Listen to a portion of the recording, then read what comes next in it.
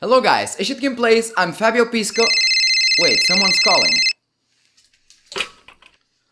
Oh my god, it's Wham! Last Christmas, I gave you my heart. Now seriously guys, the video of today is about 5 tips, so here's the tip.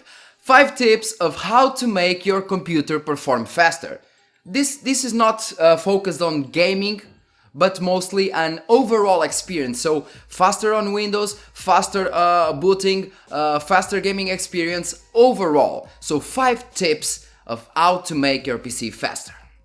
And well, before going to the main part of the video, let me just say, if you are Portuguese, I'm selling this build, this Ryzen 5 2600 and RX 580 build. So in case you are interested and you live in Portugal, well, contact me, you can even leave a comment and we'll talk later in private message, if you want to. And that's it guys, don't forget to hit like, subscribe and share the video. Thanks a lot for watching, and let's now go to the part you really want to see, the tips. Of course. See you soon guys.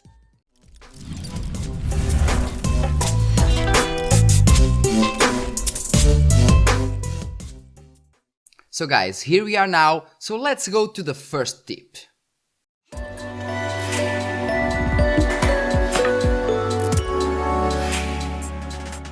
So the first tip is about the Windows power plan. So you have several Windows power plans. You have the balanced, you have the power saving, mostly used for laptops, and you have the power performance, the Windows power mode, the performance mode, whatever, which will do a thing. For example, on Windows 10, it will also unpark the CPU. So what is core parking and unparking? So the core parking is when the core is not needed, it will decrease the frequency. So imagine if Windows is using, for example, mostly like 2 cores, for example. You may have, for example, 2 cores at 4 GHz and the rest of the cores maybe, for example, at 3 GHz or even less. That's the core parking thing. But if you want the best performance you can get, if you want always the max performance, you want this. And well, you simply need to go to here, to the start button, go to your control panel, for example, search control panel, okay, and go to power options. Open the power options and you already have it here. So in this case, since we have Ryzen, if you have installed the latest chipset drivers, you'll have both of these. So AMD Ryzen Balanced and AMD Ryzen High Performance. So I chose AMD Ryzen High Performance, but if you don't have any of these, just choose the High Performance mode.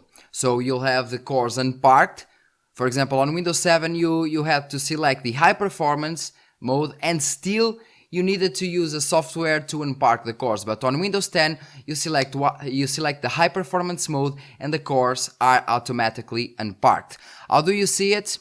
How do you know for certain then that the cores, Jesus, my brain is so messed up, that the cores are unparked? Okay, just go to change plan settings, open it, change advanced power settings, okay, and now you have here processor power management. Open it. So the minimum state has to be at 100% and the maximum, of course, at 100%. So if the minimum is also set to 100%, then the cores are unparked. That's it. Let's go to the second tip.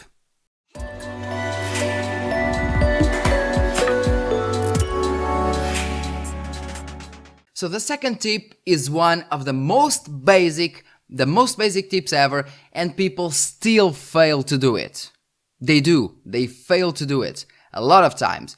So if you are on Windows 7, this is of course the startup manager. If you are on Windows 7, you need to go here to the search bar, for example, or press Windows R, the Windows key and R.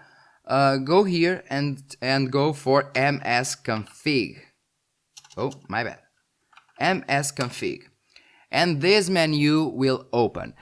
On this menu, just go to the Startup tab, open it, and you'll have shown the processes here. In this case on Windows 7, it is done on the Task Manager. Just push the Control, Shift and Escape button at the same time. So Control, Shift, Escape, and you open the Task Manager. Okay.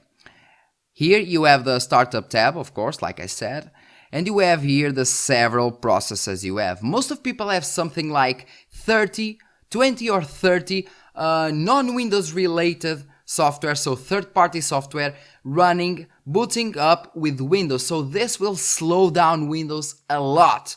It will, and it will make your boot times slower than they should be, even with a decently fast SSD. So just select the ones you don't want to start up with, because most of them you won't need them. You won't need them. Yeah, like 99% sure. But whatever. For example, in my case, I only have the antivirus. Seriously, my brain is so messed up. Antivirus, so asset not 32. It's the only one I have enabled. My bad. I have the Logitech gaming framework because I use the software. Origin it keeps enabling itself and it annoys the hell out of me, but well, disable. Just disable the ones you don't want to start up with, because like I said before, most of them you won't even need them, and this will indeed help the boot times of your computer. Being it a laptop, being it a gaming PC, being it any kind of computer, it will help.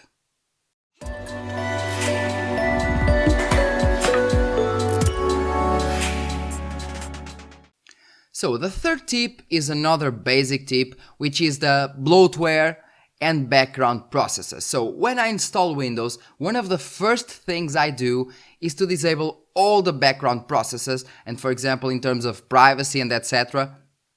In case you have the Windows 10, just go here, open the start, go to configurations or settings, privacy, and here you have general, disable all of this shit, speech, the same, inking and type personalization, disable it, diagnostics and feedback, select basic, because Microsoft already knows too much, so let them know the less you can.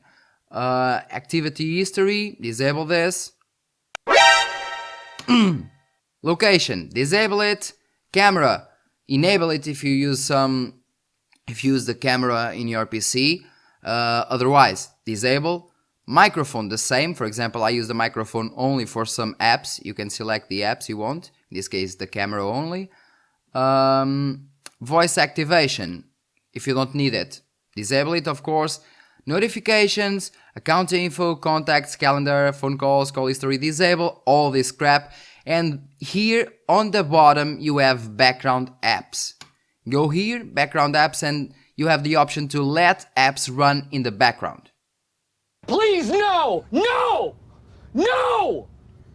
No! Just don't let the apps run on the background, because it is pretty useless. You won't need these apps and they will be consuming RAM, processing power, and mostly, for example, if you have a slow HDD, for example, hard drive, if you have a slow hard drive, this will make a difference, because your hard drive will be always writing and reading, and it will slow down your computer in an overall performance on an overall performance level per se. So yeah. In terms of bloatware, just go to your control panel once again, go to the programs and features, and disable all the things you don't need. So if you have anything in your computer that you don't need, you are not using it, why keeping it installed? Uninstall it and things will be better, I guarantee.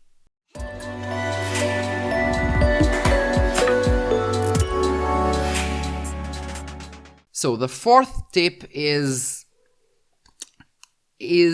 kind of okay for most users and not okay for others, because I do agree with most people saying that the best antivirus is indeed the user, and it is.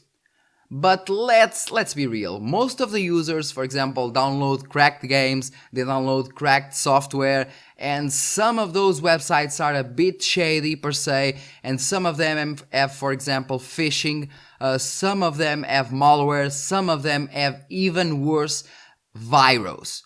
So, and virus can really slow down your PC if you have a lot of them, they can slow down your PC. I once was doing a cleaning on a computer of a friend of mine, and that guy was playing with a computer with more than 1,000 virus. 1,000 virus, and the computer was like that slow. From the moment I didn't even clean the virus, I simply format the PC, installed a good antivirus, and then the PC was running like 3 to 4 times faster in everything, Windows, games, everything. The guy was really pleased. The guy had 1,000, more than 1,000 virus. And most people say, hey man, I don't have virus. My antivirus doesn't say a shit. Well, because maybe your antivirus is a crap. And well, in my case, I use Asset Node 32. I used it for years because it is really a good antivirus, and it's light. It's a light antivirus. It won't mess up with the performance of your PC because it won't use much RAM, it won't use much processing power. For example, you can see it here. Let's see. So, for example, the antivirus is using 54 megabytes of RAM and 0 CPU power.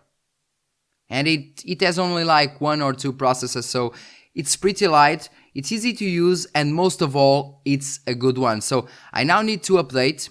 It is showing me that I need to update, but yeah, it's obviously I need to because I had some thunder like 2 days ago, and my internet is still down, so I'm using mobile data. That's why it is saying it needs to update, but it is a really, really good antivirus. So it is easy to use, the user interface is easy to work with.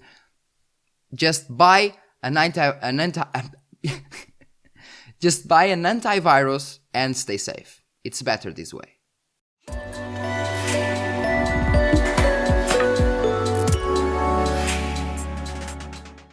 And well, the last tip is overclocking. So overclocking, let me just state this here. So overclocking will void your warranty. Well, it will void your warranty, but it is almost impossible for the brand to prove that you overclocked or not unless you give super duper high voltages on the chip, for example, because just don't worry much about it. But it is overclocking. You can overclock the CPU, you can overclock your RAMs, you can overclock your graphic cards, your GPU, and it will, in most cases, help a lot. For example, if you have a low-end system, maybe an overclock, for example, on the CPU part or an overclock on the GPU will help a lot. In most cases, for example, some people have decent GPUs but have really bad CPUs, and if you overclock the CPU, it will help a bit more since it was the bottleneck. And the same scenario can occur, for example, to the contrary. If you have a really good CPU but you have a not so good GPU, if you overclock the GPU, the difference will be noticeable. If you have really low-end RAMs, for example, DDR4 2133 MHz, overclocking the RAMs to, let's say, 2666 MHz, it is also going to help a lot. But keep in mind that overclocking is like playing roulette, so playing blackjack. What I mean is, it's a matter of luck. You may have luck and your chip may overclock more, and you may not be so lucky and the chip won't even overclock. But overall, if you have an unlocked chip, if you have an unlocked motherboard that can overclock, just do it. Of course, search first in order to overclock, because if you search a really decent video, it is like really hard. It's really damn hard to burn, for example, a motherboard or a CPU or RAM kits while overclocking. This if you follow a decent guide. I have, for example, several overclocking videos on Ryzen 5 2600, Ryzen 5 1600, Ryzen 5 3600, Ryzen 5 2400G, Ryzen 3 1200. I have many of overclocking guides even for GPUs like Vega 56, RX 570, RX 480 and RX 580. Yeah. So it's a matter of luck, but in most cases it helps a lot. And well guys, that's it. These are the basic tips I wanted to show you. I really hope you enjoyed the video. Sorry for talking that much because I really wanted to explain the best way I could. English is not also my main language, so of course you can see it. Even a blind can see that English is not my main language, but I'm doing my best for you to understand me. I'm doing my best to make a point. So if you don't understand anything, just go to the comment section, leave a comment, and I will answer as fast as possible. Once again, thanks a lot for watching. Don't forget, hit like, subscribe, and share the video, and see you in the next one. Thanks to my channel members, and thanks to you for watching my video. See you in the next one.